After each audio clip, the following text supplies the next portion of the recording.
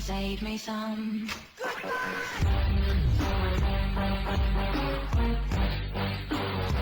Hello, my friends. How you doing today? I am doing well. And hey, listen, I watched some movies this weekend. Listen, you guys, I get comments all the time. You buy all these movies, but do you actually watch the movies? Yes, I watch the movies.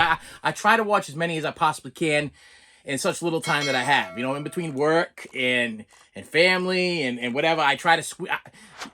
Pretty much my Friday and Saturday night are literally just watching movies all night until the sun comes up. That's just what I do on the weekends. So I prefer people to just leave me the heck alone on the weekends, so I can watch my movies, so I can get up to date. So I did watch a couple of movies finally this weekend, and I'm gonna throw them at you. I'm gonna tell you if they were any good. They weren't any good, and I got some packages to open. That's what I do on this channel every Tuesday, Friday, and Saturday. So please hit that subscribe button, and we shall proceed. And give me a thumbs up. Give me a like or a thumbs. If you give me the like or the thumbs up, it helps my algorithm. If I can get 100 likes on this video, that'd be great. That'd be super. Okay, so don't forget to leave without hitting like. First of all, first movie I watched this weekend was one that's been sitting on my shelf for a long time, and I've been a long time fan of this franchise. So I was like, okay, why have I not watched this in a long time? I'll tell you why. I'll tell you exactly why. Because there's some movies that I in my head, I'm like, I'm going to wait and watch it with the wife. I think the wife is going to enjoy this. She likes this type of movie too, and I'm going to wait and watch it with her. But the problem is getting my wife to sit down and watch a movie with me. It's almost impossible, okay? And when I do watch a movie with her, she'll literally fall asleep 15 minutes towards the end of the movie. We might be at the climax of the movie, okay? The Titanic has sunk, and Jack is falling into the ocean, and she's out like a light, okay? So what I usually do is I wait for her to be like alert, and I try to put in a movie, and I try to watch a movie with her. But unfortunately, that's very, very few and far between, okay? So this movie has literally been sitting on my shelf, on my wall for months and months, maybe even a year. I'm not even sure. But I was like, it's time. It's time to watch the damn thing.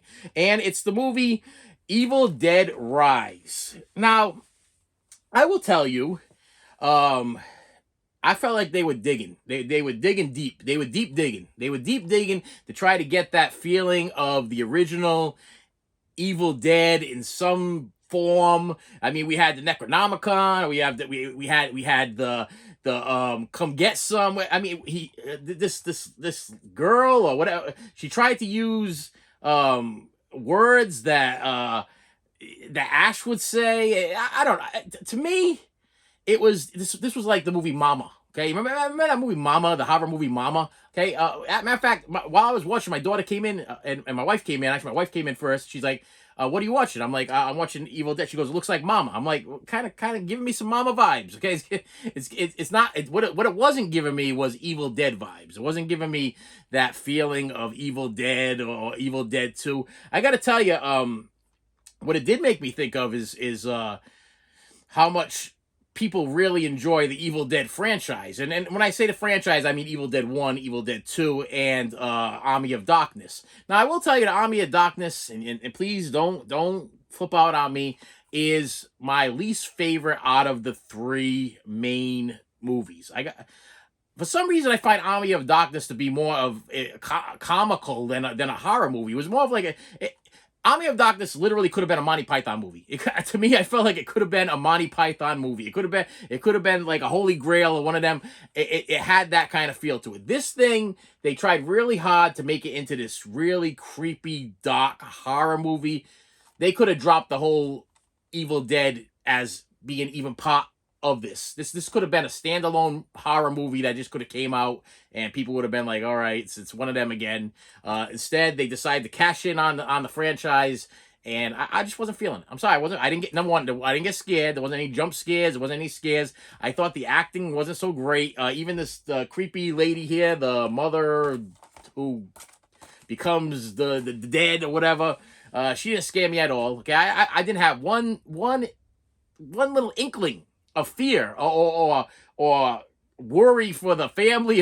It just seemed like family members just kept dying, and I was like, okay, you know. And I love horror movies where Okay, and I don't know about how close you are with your family, okay, but horror movies where a family member dies and it's literally like, okay, and then the next one dies. It could be like a sister or a brother, and you're like, okay. Now this was a tight family. Okay, in this movie, this was a tight family. They were a tight family at the beginning of the thing. Then all of a sudden, mom's possessed. This one's possessed. That one's dying. This one's spitting up black stuff and everything. And all the little kids. And I work with little kids, so this definitely is not this didn't make any sense, because I know for a fact that if a little child sees their mother in pain or agony or some kind of something, or even sees her mother die or something terrible like that, a little child at like maybe 8 years old, 7 years old, or whatever, is gonna have a little bit of a traumatic experience. But not in this movie. No, they're just like, okay, let's move on to the next one. And let's watch them die. So yeah, I watched Evil Dead Rise.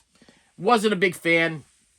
Will I buy the next Evil Dead that comes out? Hell yeah. I'll buy them all. It's part of the collection. I did think that that Evil Dead, the newer version, was okay, but I also think that it was not an original, Ash Evil Dead. It was not Evil Dead 1, and it wasn't Evil Dead 2, and it wasn't even an Army of Darkness, okay? They're pretty much standalone movies. They could have called these movies anything. They didn't have to call them Evil Deads.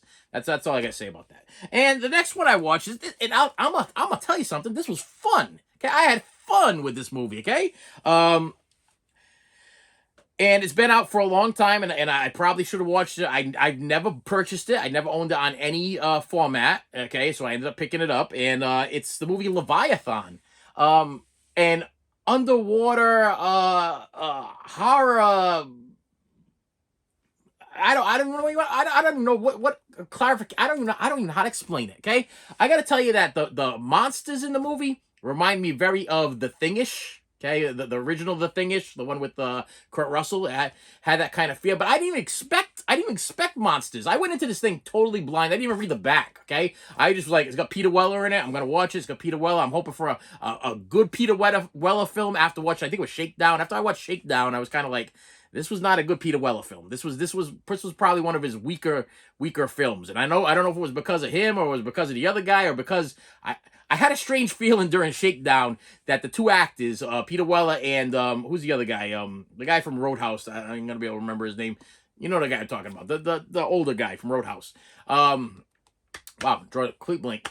I have a feeling that they didn't get along, or they didn't have a connection or some kind of chemistry on the set, because it seemed like it was a buddy pick, but they didn't spend much time being buddies, or they didn't spend much time together on at the same time in the same room being filmed at the same time. It was almost like they did it separately. Like those music artists that hate the other music artists, and what they do is they'll record themselves and they'll send their singing part to the studio so the other artists that they can't stand will add that on there, so that way they can make this beautiful song that together they hate each other, but together it sounds like an Elton John and an Eminem or something like that. Like one of those things. Now, I'm not saying, I'm using that for an example. I do not know or believe or whatever that Eminem and Elton John had a problem with each other. But I'm just saying, I'm throwing that at that they did that song stand together, and I almost feel like sometimes certain songs the artist throws, they'll send in their part. They'll sing it at home or they'll sing it in their studio, and then they'll bring it in. That's where I felt about Shakedown. So I was like, I want to see a good Peter Weller movie. And I gotta tell you, I'm gonna put this up there with one of my I will watch again movies. This is definitely a throw in again, watch again Peter Weller movie. Now let me make this clear. This is no RoboCop, okay? This doesn't even shine RoboCop's backside with turtle wax. But it had me it had me roped in, and it had me going. And then when there's creatures, I didn't know, but there's creatures, when they started to occur, I was like, wow, this is giving me a underwater The Thing vibe. And I love The Thing, so I love an underwater The Thing, okay? And it was like good. It was like almost like, who's the next person? Do they have it too? Listen, I don't want to get into too much detail, because if you've never seen Leviathan, get yourself a copy and watch it. You will not regret watching it, okay? Is it worth buying? Like, this just came out on 4K. Is it worth an upgrade? No. Blu-ray is perfectly fine. Matter of fact, DVD would have been perfectly fine. It's not that great, okay? But it's good. It's good, and it has a good story. So yeah, I did watch movies. I do watch the movies that I purchased. You people ask me all the time, do you watch movies you purchase? Yes, I watch the movies I purchase, and I happen to watch that one. And I got a couple packages. Let's start with the first one. Once again, I want to thank you for coming by once again. Yes, that's what I do here. Okay, I do toys. I open up toys. I open up what do I do? Wait, what do you do here? Okay, I talk about movies. I talk about Blu-rays, 4Ks, CDs, DVDs, and I also collect action figures, 1.6 scale action figures, toys, life-size prop replicas, and stuff like that. So you never know what I'm gonna open. And when I open up something and it's a big deal, I put it on the station on the channel right away. So you don't miss out. Because I want you to get the things that I got. I want you to be happy too. This comes from Brian Mathers. Cursive. He wrote in cursive. So this is obviously an older man because they don't teach cursive anymore. In 29 from 29. Actually, I'm not gonna give his address. From California. Coming from California. That's where he came from. All right. Let's see if I can cut through my hand here. Oh wow! Hit the microphone and the headphones. That was a great one. We have. Okay, hang on. All right. All right, people. This was one of my grail, hard to get, waited for about 2 years movies. Out of print, came from Kino Lobra, and it's John Candy in Delirious. I got to throw it out there that there are some people that walk this planet that I truly miss as far as actors go. And I'm sure you guys all have your number one actors, the ones that passed away that in your time you were like, every movie that they came out with, you were like, I want to see it. Okay, Robin Williams would be one of them. Well, that's my other guy. Robin Williams was another one. John Candy, Chris Farley. Chris Farley, he came out with Tommy Boy, and that was a great movie. And then he did the Black Sheep movie and the Beverly Hills Ninja. I mean, I could see it kind of spiraling out of effect there. But I got to tell you, as far as comedic and funny, you can't get any better than these guys. And John Candy was. I'm getting chills just thinking about the great movies that this man has been in. I mean, Summer Rental. A lot of people probably never even seen that movie, don't even know what it is. I adore it. Absolutely one of the greatest movies. Great Outdoors, another great movie. Uncle Buck, another killer movie. Cameo,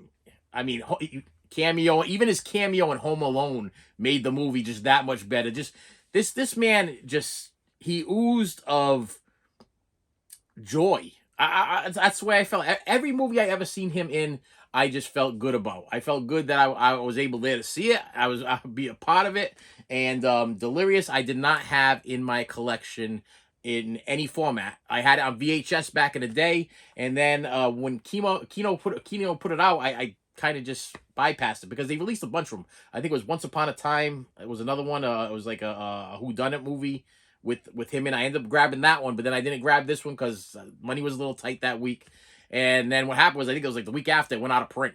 And then this thing has been bouncing up and down from like $60 to $100 to more for months and months and months. So finally, I was like, I can't take it anymore. I sent somebody a message. I think the guy wanted $65 for it. I sent him a message. I'm like, hey, will you do $50 for it? That way I could do the paying for. And he grabbed it. And this is the first. Let me just make sure I see the it's got a little something. Wait a minute. I got my little handy dandy clotharoni here, and I might. Yep, came right off. No problem. Just John Candy is a classic. I mean, everything he touched, I felt. Me and my daughter watched Nothing But Trouble the other day, and once again, I was like floored with his performance. He just there's nothing this guy could do that I felt could be wrong. You could comment below. Give me your worst John Candy movie. I know there was one that he did. I think it was right before his passing, but I believe it was with the other guy from Friends that passed away recently. Matthew I think it was Matthew Perry and John Candy. Am I getting that right? Was it Matthew Perry and John Candy? It was a Western movie. It might have been called Go West or Out West or something like that. But I truly believe that that was a cash cow. I think that after his passing, they just wanted to cash in on whatever he had already recorded or he had already acted in. So they were like, okay, now's a good time to release this movie because people are gonna go see it because he just passed away. But besides that, I don't think he probably would have authorized that movie, and that's probably what happened. So I have here from a blow out of here video. And you know I love me some blow out of here video. Listen, the blow out of here video, the blow, make sure I'm saying that right. Blow it out of here, eBay. They also have their own web channel there. I gotta tell you, they have not steered me wrong. Steered me wrong yet. Okay, I've had nothing but great experiences with them, so I will continue to keep dealing with them.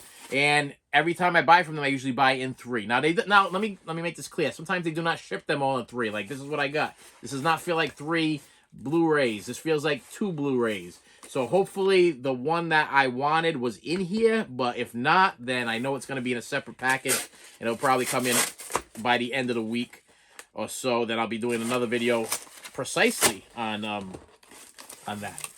And what I have here is yep, it's not in here. Okay.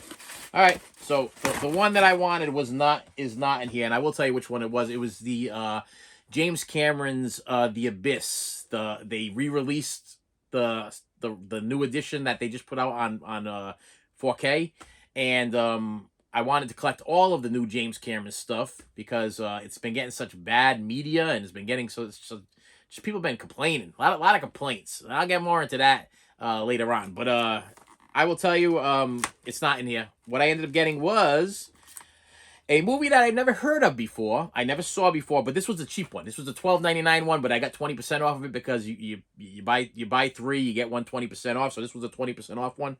I watched the trailer. And I'll tell you a couple of weird things. Number one is it is a film by Courtney Cox. So I guess now Courtney Cox is now making she's writing or producing movies now, or unless this is a different Courtney Cox. And it stars well, I can't remember his name. Yeah, that's terrible. Let me see. We'll say it right here on the front here. Sean William Scott, which was Stifler from American Pie, and it's called Just Before I Go.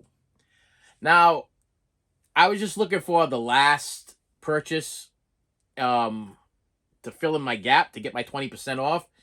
Watched the trailer of this on Internet Movie Database, and this was a new release at the time. And I was like, you know what? This seems like it's going to be pretty funny. It seems like it's actually going to be a pretty funny movie. And I have not seen a Sean William Scott movie. Am I saying his name right? Sean William Scott movie in a long time. Probably since Road Trip. I think I know he did Road Trip, and then he did a karate movie. And he did a couple movies, but I haven't really seen him in anything lately. So I was like, you know what? If he's back into the comedy game again, he was great in all the American Pies. I'm hoping he's great in this movie too. But I've never heard of it before, so you can comment below. Yeah, it says life's funny when it's not happening to you. Ending it all was only the beginning. Don't know. Like I said, I watched the trailer. The trailer looked interesting. The last one I have here, and I guess my Abyss is coming in on a later date. Unfortunately, I don't know what's going on with those James Cameron titles, but they didn't release enough of them. Something didn't happen right, where I was like, I got lucky because I actually went on Macari and I paid $70 for The Abyss. And I've never even seen The Abyss before. But after watching a lot of people complain about the James Cameron 4Ks that came out or whatever, and complaining about all different things, I'm going to do a video. I'm going to do a video probably right after this video because I watched a James Cameron movie, and I want to give you my point of view on it. So do me a favor and hit that like button and that subscribe button, and the next video that you see is gonna be on the James Cameron thing and some unboxing stuff. I guarantee, because I watched something and I want to talk about it, but I don't want to talk about it right now. I don't want to talk about it right now. I want to wait. I want to give you guys a little breathing room, okay? Because I've already talked about enough, and I don't want to make a long video. Last movie I got here is Edward James Olmos and Lou Diamond Phillips in Stand and Deliver. Yes, finally on Blu-ray, we got a copy of Stand and Deliver, and this is a great movie. Listen, as a teacher, I love teaching movies. I love teacher movies, especially the underdog teacher, like the teacher that you know is like he's either taking like the movie The Principal with James Belushi. Absolutely love that. Lean on Me with wow.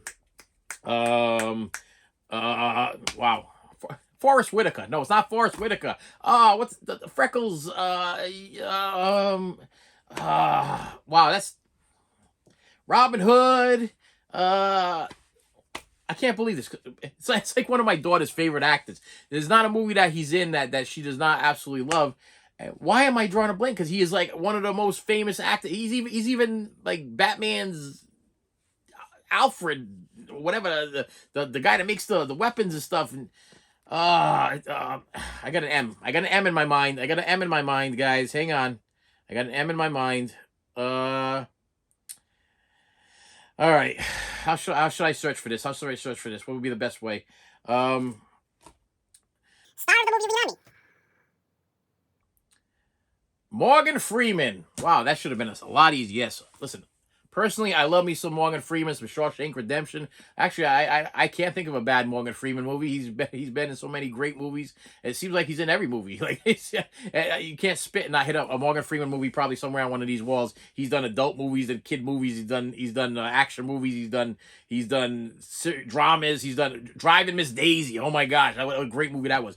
But I love me some tough love educational movies, you know, like the ones that are like the teacher he's beyond being a teacher. He's like a life-changing person. Okay, it just gives me motivation to do better at what I do every single day, taking care of children. You know, it just does.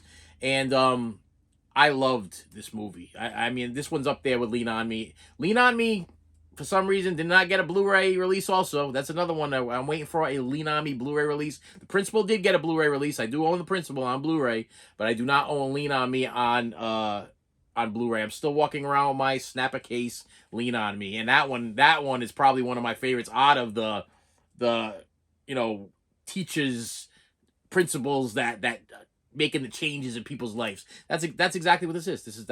He takes over a class of a lot of what's the proper terminology for these people? They're not gangsters. They're gang members. Yes, gang members and stuff. And he's trying to turn their lives around. It's a very common story, but very well done. And Edward James Olmos, this has to be probably, I gotta say, probably one of the best roles I've ever seen him in.